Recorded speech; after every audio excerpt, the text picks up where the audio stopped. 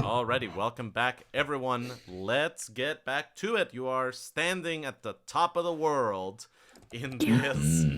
By the way, incidentally, you have no sense whatsoever of is it night, is it day? You are sort of in this bubble surrounded by storm clouds in every direction. So no light is getting through if it is day. Most of the light seems to be coming from these iridescent bioluminescent trees. And this woman is standing in front of you. Let's just begin by, do any of you have any idea what kind of being this is? I think that this would be a straight Arcana check. Okie dokie.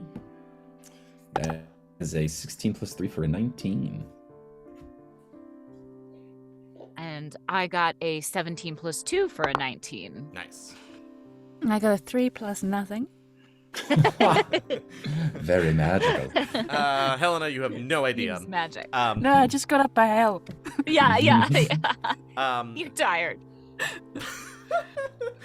But Cal and Satus, you have both heard of these beings, although you have never seen one in your life. They're quite rare, but you're pretty sure that this is an Eladrin, a sort of kind of older, more primordial form of elves that were originally from the Feywilds. Very few of them have ever been known to visit the material plane. They are very wise and powerful, immortal beings. And they are, by some strange quirk of their nature, they are always associated with one of the 4 seasons. You are fairly certain that the Eladrin that is in front of you is an autumn Eladrin. Okay. And this woman will sort of go, congratulations are due. It's not everyone that overcomes the challenges of Mount Firmament. Can I interest you in some refreshments, some food, a place to sit down, perhaps? Those all sound delightful. Yes. Yeah, that would be great. Thanks. Incredible. She'll gesture towards a door, which as soon as she does will just very instantly open up. And beyond the door, you will find this table laid out with just a mountain of delicious food. Just, some meat, some potatoes, some fruits, vegetables, a large plate of grapes, some bottles of what appear to be wine, some water. And she sort of goes, please, help yourselves. You've overcome the challenge. Now comes the part where we can all be nice to one another. So please, help yourselves. What does Volt do? Volt is all. Volt is still in your bag, although it's writhing quite a bit. Yeah. Some whining, maybe. Yeah. I think I'm gonna go over and make myself a plate, or maybe just grab some grapes and start munching on some grapes. Constitution saving throw. No, I'm just kidding. Blind trust. Yeah. Yeah, I'm gonna get involved. Buffet time. For sure. As Helena turns around, the Eladrin will go, that's a fascinating bit of art that you have there on your back. An offering to the temple, perhaps? Oh, no, this is our friend Maisie, who was a wonderful young person who was guiding us up this mountain, your mountain, and very unfortunately was turned to stone by a basilisk. And we carried her all the way up because we are desperately keen to restore her to life, or see if we can find someone who can help us to do that. Absolutely. I would be very, very happy to help you with that. I'll need some supplies from my workshop in order to cast the necessary spells. You can do that? I would be delighted to. For pilgrims that have made it all the way to the top of Mount Firmament, absolutely will be my pleasure. But thank you. There are That would be certainly wonderful. easier ways to find help for that ailment. Are there? I'm certain that's not the only reason you climbed the mountain. We were headed this way, I see. Serve yourselves. Take a moment, take a breath, and then we can perhaps talk about what has brought you here. Okay, thank you. Thank you. The food is this might be the best food that you've ever eaten in your entire lives. Amazing. It may just be the experience of having it after climbing that goddamn mountain, after the physical feat of it, but it's all just so perfectly cooked. The things that are supposed to be cold are the perfect level of crisp cold. The things that are supposed to be warm are just like that perfect level of inviting, comforting warm. There's soup, there's salad, there's brilliant, crunchy, delicious bread, and it's all wonderful. Yum. Helena, how you doing? I'm so happy. This is Oh, brilliant. good. I'm so glad we brought Maisie. Me too. And well done, everybody, for dealing with that. Oh, well, thank you for carrying her. Well, we all nearly died a bit, so. Yeah, just a bit. The writhing from your bag, Cal, is getting more pronounced, and even the ones from and even Satus and Helena's bags are starting to be a little bit restless. Okay, I'm gonna take like a piece of. Is there meat on the table? Oh yeah, there's like a drumstick that you could easily grab. Yeah, I'm just gonna grab a drumstick and like drop it in the bag. Yeah. He is my son. You'll definitely see the Eladrin woman's eyebrows rise, but she won't comment on this. It's very polite. Yeah, that is polite of her. Perhaps we should introduce ourselves and explain ourselves. Yeah, maybe. Let's do that. Yeah. Hello. Thank you for your incredible hospitality. I'm Helena Hailstorm, and these are my companions who will introduce themselves, I think. I'm Cal. Hi, and I'm Satus. It's nice to be here. I do have a question. Before we thank you for your hospitality, why did you attack us with your bird? It's part of the 3 standard challenges for pilgrims that are looking for the blessings of the Lord of Mist. You overcome the mountain, you overcome the sky, you overcome fire. That is how all true devotees of our Lord, our God, prove themselves and how they earn the boons that the keeper of the Cathedral of the Lord of Mist can grant. Okay. Asked and answered. Checks out. Yeah. So, we have come this way on the advice of Maeve Blackwater. We have some difficult and unusual Her demeanor things. instantly changes as soon as you, say the thing about Maeve. And she goes, "Oh, you're one of Maeve's folks. Okay, in that case, we can leave all that pomp and circumstance off of it. All right, then." Oh, good. And, she kind of, slumps down on a chair, snaps her fingers, and the atmosphere around goes from pious temple to sort of much more of a lounge vibe. Nice. A harp starts to play some sort of relaxed background music. She snaps her fingers and some wine pours itself and swoops over to her. And she's like, "Okay, right. All right. So if you're here for Maeve, you're seeking a different kind of help than the religious folks. All right, so tell me, what can you do? By the way, I'm sorry. My name is Lady Aurelia. I'm Maeve's patron and the keeper of the Cathedral of the Lord of Mists." Excellent. Great. It's so lovely to meet you. That's exactly who we were looking for. Right, where to begin? Well, I guess we should show you, besides our dear friend Maisie, we have some other companions. Yes, presumably whatever hungry creature is in your bag. Yeah. What do you think, guys? Should we just... Let's show. We came all this way. Yep, that's the whole point. All right.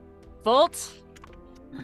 He leaps out of the bag and just lands on the floor, looking around excitedly, his tail thrashing and whipping back and forth.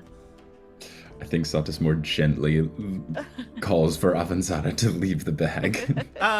It's a little less destructive, but she also seems very excited to leap out of the bag and is like instantly looking around.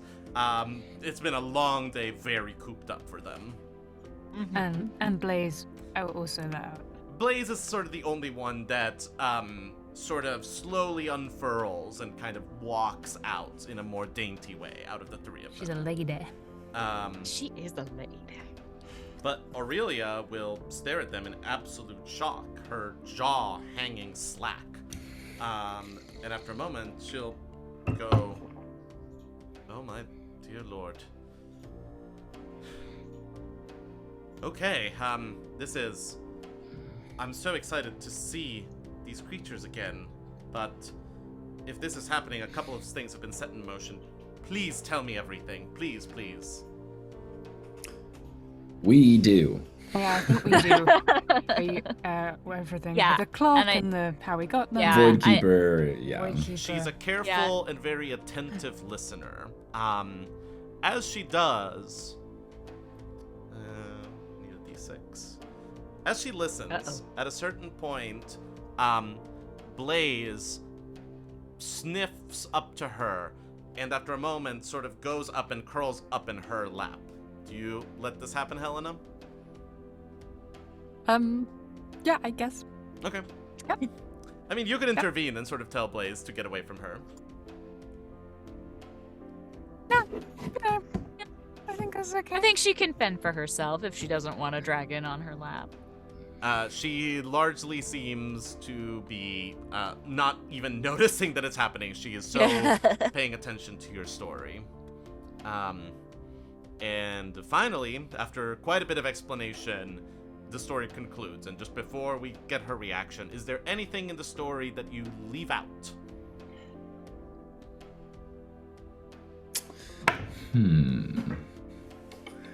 Is there anything we've not been telling Maeve? If we want to try to keep that consistent? I don't think so. I think we've been pretty Did we tell her? We might not have told her about the vision. But at this point, with somebody this powerful, I think we should tell her everything, because she might have insight into some detail or something. I think so too. Alrighty. Yeah. Aurelia listens very carefully to everything that you say. And she will sort of go, "My goodness, okay.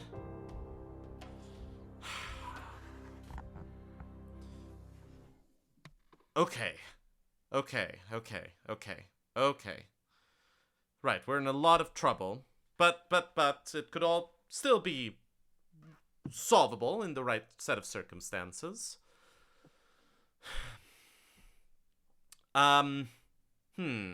Okay. And what might those circumstances be? Well, you need to find and destroy the man that has orchestrated this. The man that you first met as Count Zelan. He is a very, very old being, almost as old as I am. And I'm guessing that he has resorted to vampirism to keep himself alive. Because he has been doing some very dark work for a very long time for a very, very dangerous master. There are You mean there's somebody else? Sorry? I said, so there's somebody else above him? Oh, yes. Yes, there is. Jeez. So, the thing that you need to understand is ages and ages and ages ago, this land was ruled by the kingdom of Aldoran. You probably already know this. Their ruins still dot the landscape. Aldoran were you might call them the first people, you might call them the laborers of the gods. They inherited the world from the gods as the gods left it when they first departed from this plane after its creation. And the gods gave them very specific instructions on how to shape the land, on how to work things, on how to work in harmony with one another to build a better, stronger, more stable world. And the main agents of the Aldoran people were the knights that they called the Cavaliers. But the thing about the Cavaliers is that they were not just Knights of Aldoran, but they were Knights of specific gods. There were always 18 of them, one for each of the deities. And they were all armed with a very powerful weapon called Void Piercer, and they all rode a very particular steed that was gifted onto them, the dragons of the world. And for many, many ages of the world, that was the way that it was, with 18 chosen warriors being the representatives and the champions of the gods.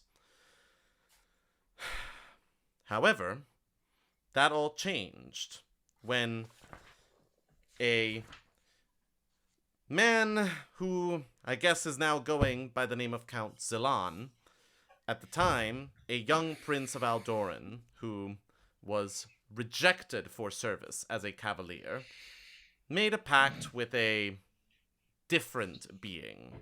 Something that is as powerful as the gods, but not one of the gods. The only name that we ever knew him from back in those days was the Exiled One.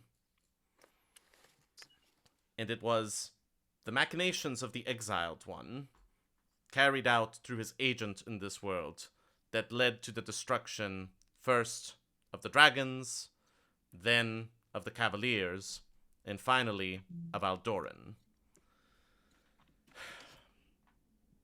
Here. But for a matter, that seemed to be the end of it. It seemed that whatever gambit they had tried to put together to bring the Exiled One into this world had failed. But then, these past few days, I've noticed that my powers have been getting a lot stronger, as though the veil that separates this world from the realm of the gods was a lot weaker all of a sudden. As though the other worlds that spin in tandem with this one were suddenly much, much closer. And seeing that there are now dragons once again here makes me think that Count Zelan found some way to correct whatever mistake he made back then. Whatever oversight he did when he first tried to make his pact with the Exiled One, he is now correcting. And he is bringing the world to a way that it was back in the days of Aldoran in order to be able to once again try to free his master. And unfortunately, by bringing these dragons to life, you have played somewhat into his hand. Although I'm sure that he would have much rather his own servant do it, and then have the 3 dragons under his own command. So I commend you for at least stopping that much from going wrong. That is a enormous victory, even if his larger plan is still in motion. Well, We'll take that at least. yeah. You know, putting things in perspective. Could have been worse. In terms of next steps, though, I think that you are going to need to tap into some very real, very ancient powers if you're going to be able to stop him and be able to stop his plans. He was a very, very formidable creature even back then, powerful enough to destroy many of the Cavaliers that went against him, and I can only imagine that he's gotten even more dangerous in the intervening millennia.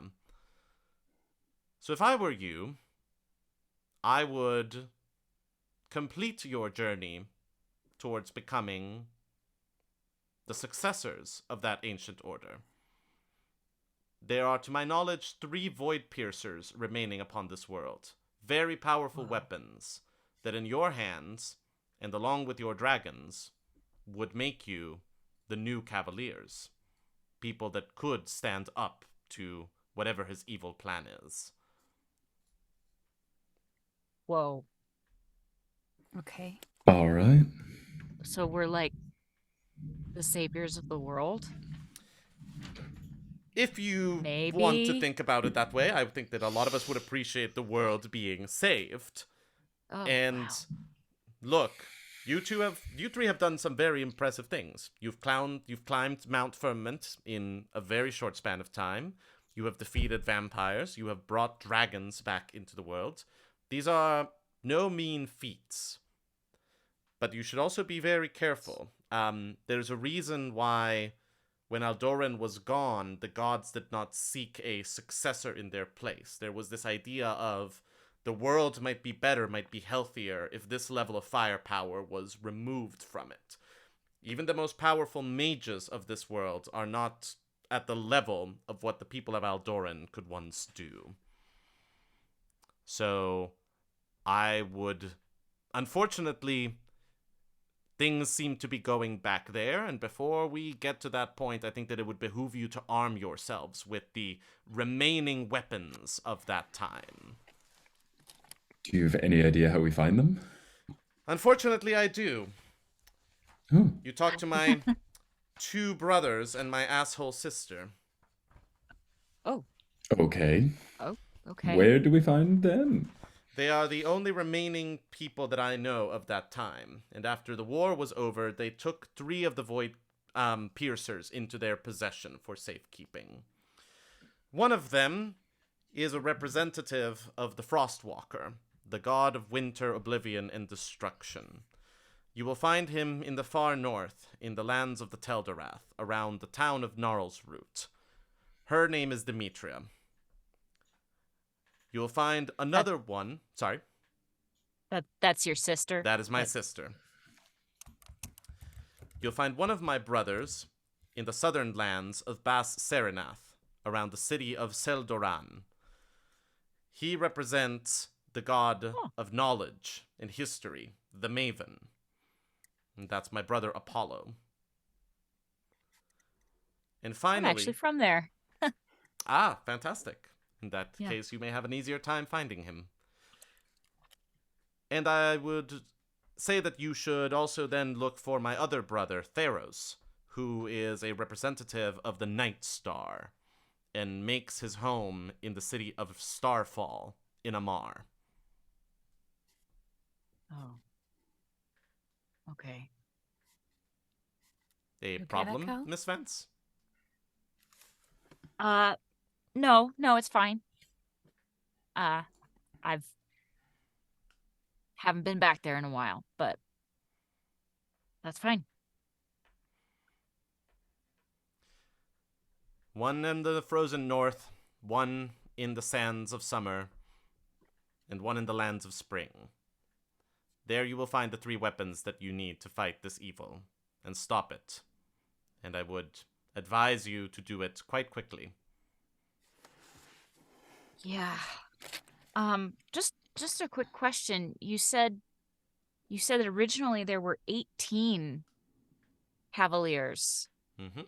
Do you think there might be more Rildran out there? It's possible. I would say that given that the strange amplification of divine magic that has been happening only started recently, that it is unlikely that there have been more hatched dragon eggs. But I know that a few of them were usually kept in secret locations for times of emergency. I think that these 3 that you found, I think that one of the Cavaliers took it upon herself to guard them and broke from her orders, which is perhaps why they have been undiscovered for so long. But it's entirely possible that there might be more of them out there. All the more reason to do whatever you need to do to arm yourselves with this power and stop Count Zilan before he or his agents are able to find more of them. Yeah, that makes sense. Yes, if it's the sort of thing, if we came across more or people who might, be more Cavaliers, then that would be helpful, probably. A thing to look out. and A thing to look strengthen. out for. Absolutely.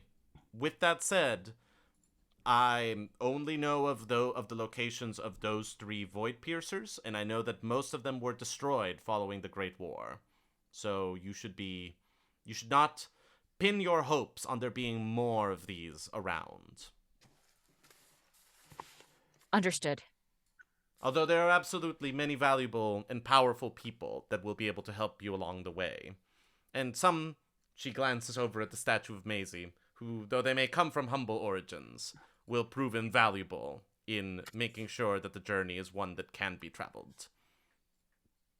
Speaking of, Mhm. Yes, let me go help your friends.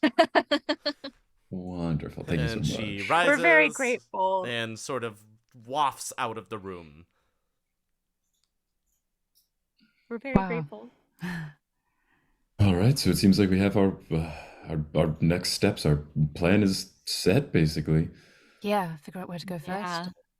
Mhm. Yeah. She doesn't seem to like her sister very much. I wonder why that is.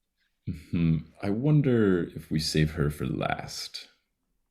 Or get her out of the way. If she's not very nice. My thought would be if we could get the other two brothers on board, maybe then she could at least know that we're in good favor with other members of the family, and maybe she'd be more willing to help. That's a good point. Amar will take a boat ride to get to. Just so we're prepared for that. Okay, all right, okay. Right? Yes, Amar is an island is an island nation. Yeah. And a fairly insular one at that. Yeah, like it's been perhaps a second since we've talked about like the different nations of the world. So just to kind of like very quickly recap. Teldorath, also known as the Diamond Wastes, that is the land in the far, far north of the continent. Perma-winter, lots of sort of, like little pockets of civilization, hunter tribes, barbarian clans, druidic circles, very, very, very little else in terms of life. Sort of, like imagine sort of like a very, very harsh, unforgiving winter landscape. Bas-Saranath, which is the southernmost country, is sort of a like gigantic, ultra-capitalistic, borderline anarchic, mercantile desert state. And then Amar, which is in the far western side of the continent and is a very big island nation, is the ancestral home of the elves and is if you ask them, a fairly enlightened, very civilized nation that is extremely religiously conservative and highly insular. So those are kind of the three destinations. And so the one Eladrin in the Teldorath, one Eladrin in Bas-Saranath, one Eladrin in Amar. Okay. Interesting. Well, I'm excited to go to Bas-Saranath again and show you guys where I grew up. Yeah, that'd be great. Could be a good starting point for the journey. Yeah, maybe so. In terms of geography, where Right. we are now, where are we closest to? By a hair, Bas-Saranath, but like spoilers, you're kind of in the center of a triangle here. Gotcha. Like it is negligible distance. Well, Yeah. if you fancy it, Cal, maybe that's as good a steer as any. It'd be great to see where you grew up. Yeah. I'd like that. Cool. I'd like that too. Aurelia wafts back in holding a small pouch, and she walks over to where Maisie is. She undoes the sort of little string on the pouch, opens it, and pours this diamond dust over Maisie. And she touches the statue, the top of Maisie's head, closes her eyes, and begins to mutter something, and she's barely gotten like the first 3 words out when all at once the stone just recedes back, and Maisie's once again flesh and bone as she jumps back, going, "Don't look at her tides! It's a basilisk! Whoa! What is that? What is happening? What is happening?" Maisie! It's okay. You're okay. Welcome back. Thank you. Where am I being welcomed back to? Hi? Sorry? And Aurelia will sort of go, It's okay. You're safe. You're at the Cathedral of the Lord of Mists. Your friends did a very good job of taking care of you. Oh. Yeah, Helena carried you up about half the mountain. But it's the least we could do because we would never have got anything like this far without you taking a chance on us. Wow. It's true. Oh my god, so we're at the top of the mountain. Jesus. We're at the top of the mountain. Indeed, Yeah, we did it. You did it. You're gonna get your fangs. Yeah. Wow. Oh my god. Oh my god. That's amazing. Oh my god, you guys. And she goes over and hugs you, Helena. Real hug. It Yay. was so worth it for this moment. Absolutely. I think Thank you, Volt is Maisie. like jumping, trying to get into the hug. Yeah. See, I told you, Volt. I told you. He looks up at you with a face that says, "Why did I ever doubt you? You are Yeah. perfect and above criticism." That's right. You remember that, buddy. Aurelia will make a small plate and pour 2 glasses of wine and then bring over the plate, and she puts it in front of Maisie and she puts the cup down and she'll sort of go, "So, do you have thoughts about where to go to first?" We were thinking of heading to Bas-Arnath to visit Cal's hometown. Could be a nice way to kick off the journey, a little bit of familiarity to start things off. That makes sense. Yeah. If And I What was your brother's name there again? Apollo. Apollo, right? Yes. Apollo, Theros in Amar, and Demetria in the Teldorath. I would. Is there any? Sorry, go ahead. I was gonna say, is there anything we should know about your siblings before we try to find them or talk to them? Sounds like you don't like your sister too much. No. I don't like any of them. They're all fairly terrible. Good. Fun. Yeah. Demetria is moody and melancholic, and she thinks that, everything is pointless and that there's no use in trying to do anything. Apollo has been trying to solve all his problems by punching them for over 10,000 years now. He is short-tempered and irascible. Theros is easier to please. He likes a party and he enjoys a good time, perhaps sometimes to a fault. But they're all going to be somewhere around those vicinities. We have ways of keeping tabs for one another. So once you get to those cities, I would ask around. They're probably living in some form of disguise, under some form of incognito persona.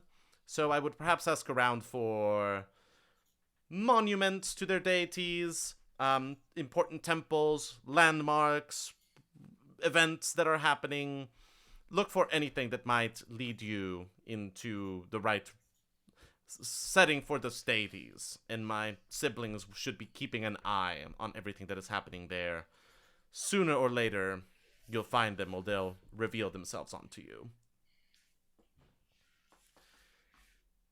If you were asking me, I would say that it might be worth beginning with Demetria Ignarl's route, because out of all the 3 settlements, that is the most sparsely populated. So you'll have less ground to cover.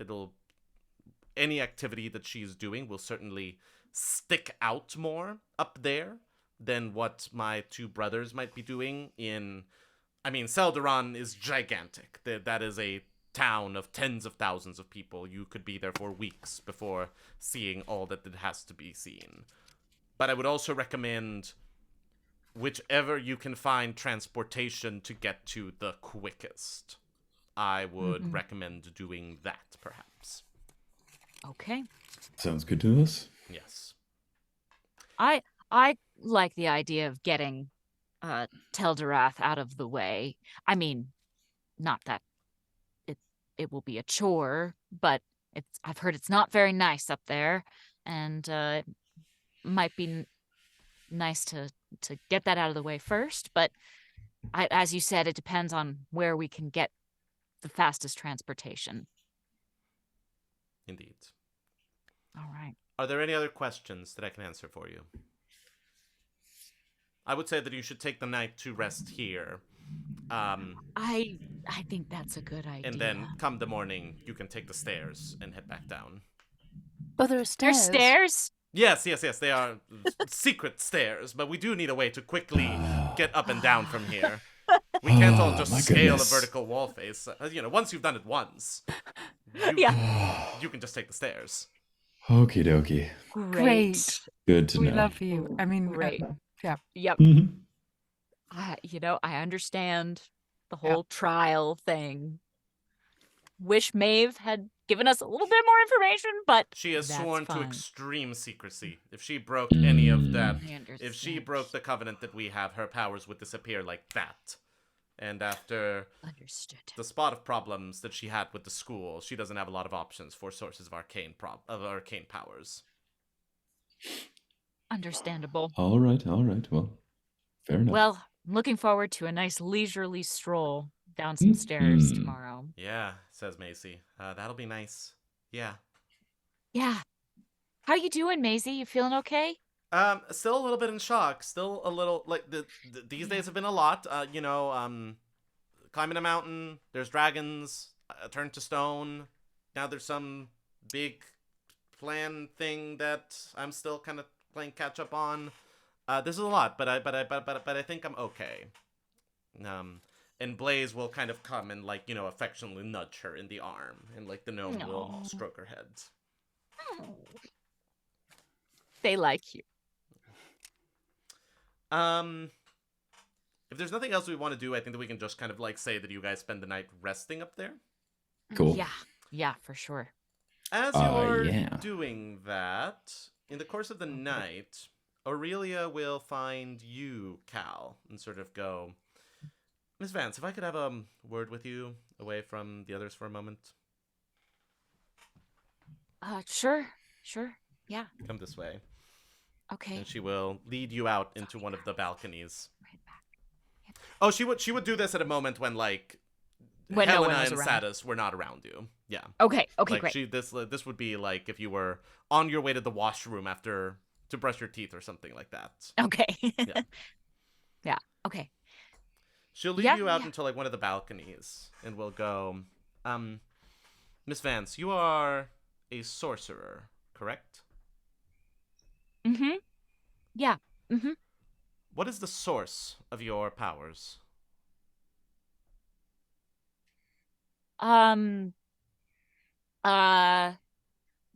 Well, it's a wild magic. Understood. In the times when the Cavaliers were still around, when a god accepted someone as their chosen champion, they tended to imbue them with some of their power and with some of their presence. And that and there was precedent for that being somewhat incompatible with other sources of external power. So you should just be prepared for, if the day comes when you become a full-fledged Cavalier, your powers and your abilities may change. You may find that the hold that wild magic has on your soul may disappear and instead be replaced by a different form of power. And you should just be ready for that. Okay. That's interesting. So the source of my power will change. Yes, and that means that the powers may change as well. Okay. All right. I'm sort of just figuring out how it all works anyway. So Take it one day at a I think- time. These things are complicated. are you saying that it's a god might imbue their power or might become the source? I'm saying that if you go down the path of becoming Cavalier, you are going to be using a weapon created by the gods, and you are going to be riding a steed that is provided by the gods to their chosen champion, and you are going to do so with the blessings of a representative of one of the gods.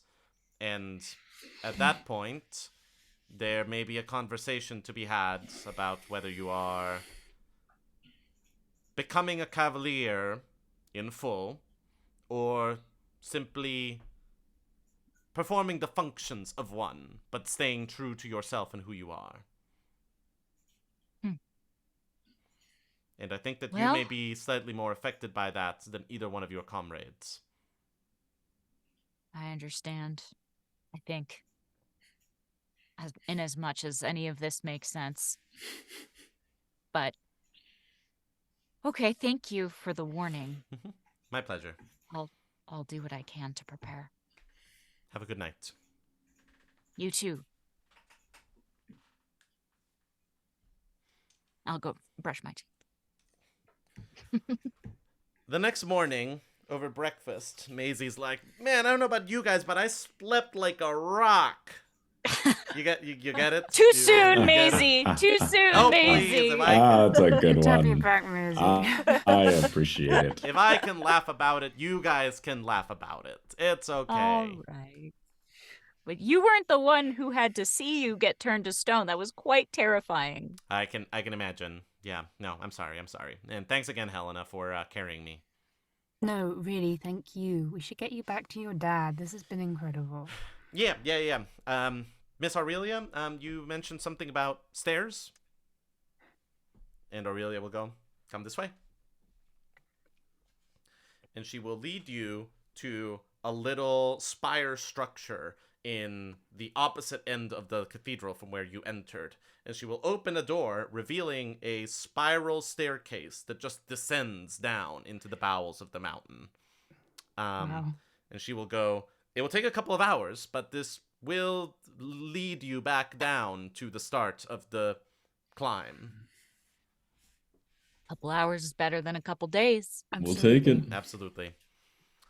Good luck with everything, and when you see my siblings, tell them that I miss them, but that I'm right. Okay. Noted. So will do. Best of luck. And thank you. Thank you very much. My pleasure. I'll be doing my best to keep an eye on you and doing whatever I can to help you on your way. We are so grateful for everything. My pleasure. And so begins a long descent down a spiral God. staircase. I get so dizzy. There are ever-burning torches every so often to kind of keep the place illuminated, but it is monotonous. It is just an unending, descending, spiraling staircase. As you walk, Maisie will ask you details about the rest of the climb and about everything that you did and more about your things you talked about with Aurelia. And that'll eat up a good eighth of the journey. But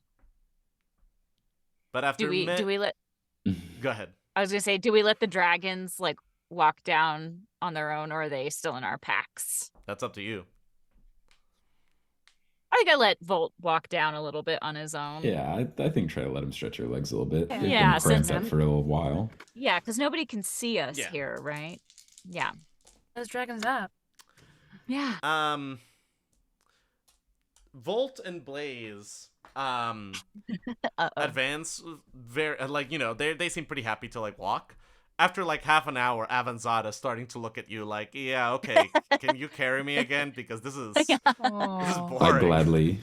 Satus gladly obliges. Oh. And I think that it takes longer for Blaze and for Volt to both get to that place. But like sooner or later, they both do arrive there. Great. And finally, after many hours of descent, to the point that you are starting to wonder if this staircase will ever end, it leads you to a long, straight stone corridor that ends in an open archway that leads to daylight. Okay. We proceed. Yeah, I think put dragon. Yeah, dragons away. definitely, Dragons definitely. back in packs. And as you go through the archway, all of a sudden, you realize that you are exactly where the climb started, right behind that stone sign that had the inscription that you read. And as you look behind you, you see that what from one side looks like an open archway, from this perspective just looks like a particularly spiky and uneven and uninviting bit of rock face, as some illusion covers it. Interesting. Awesome. If only we. If only we knew. But you are back at the foot of the mountain in the outskirts of Cloudfall, and it is the end of the afternoon. It is also where we are going to leave it for today. Okay, makes sense. Fun stuff. All right. Awesome. Wow. Thank you guys so much for overcoming this mountain. This is a lovely, fun adventure. Yeah. This was great. Thank you for you. not killing us. Yes. Despite my best I love efforts. that. I'm sorry, Yeah. I failed. My best efforts to kill you. Yeah. So just to do a quick bit of housekeeping. So due to my illness, we were gone last week. I think the plan is that we are going to be back next week on the 15th. And then after that, we're going to get back into the every 2 weeks groove for the foreseeable future. I think that is the current plan, right? I believe so, yes. Yeah. Excellent, excellent. Mike's travel plans allowing, Yeah. which it seems like they will. Should be good. So, Yeah. awesome. What was I gonna say? I need to get the files for this episode and for last episode out on YouTube. Again, illness has kind of delayed that. They should be going up soon, so look forward to that as kind of like the permanent archive of this adventure. And if you're not already subscribed on YouTube, please subscribe on YouTube, even if you watch loyally here on Twitch. Makes a big difference, trust us. It does. Yeah. It does. And I think that we're also going to be updating some of our goodies on Kickstarter pretty soon. I'm going to be getting up some more setting guides. We're going to be doing Patreon, but yeah. Patreon, What yes. did I say? Kickstarter. Kickstarter, Jesus. What can I say? We're still getting back into the swing of things. Yes, we're going to be updating some of our Patreon goodies very soon. Yes. If you're just watching today, or you're just joining in and you heard us talk a little bit about the different nations of this world, Gabriel's created some lore guides that are up. Some of them are up on the Patreon. Yes. The first 3 are up on the Patreon. We should have the fourth one up very soon. Awesome. So there's lots of really good, fun goodies to dive into there, as well as some bonus videos, and we'll be doing our 20 to midnight nights again soon, picking that back up, where we kind of talk about what happened. So there's all sorts of fun stuff on there. Make sure you check it out. Patreon.com/20 to midnight. And if you join at the highest tier, we thank you every episode in the credits like we do for Rena. Thank you so much, Rena, for being at that highest tier. We very much appreciate your support. Yeah. Absolutely. Alrighty, folks, this has been 20 to Midnight, performed by Beth, Eyre, Sherr-Ziarko, and Mike Schubert. It is DM'd and adventure designed by me, Gabriel Urbina. It features original music by Alan Brody and original art by Mikaela Buckley. We have some sound effects sourced from SoundSnap through our very own Alan Brody, and we are very, very happy to be continuing the adventure in 1 week's time, so stay tuned. Yeah. Thank you for watching, everybody. Have a good Thanks, day. everybody.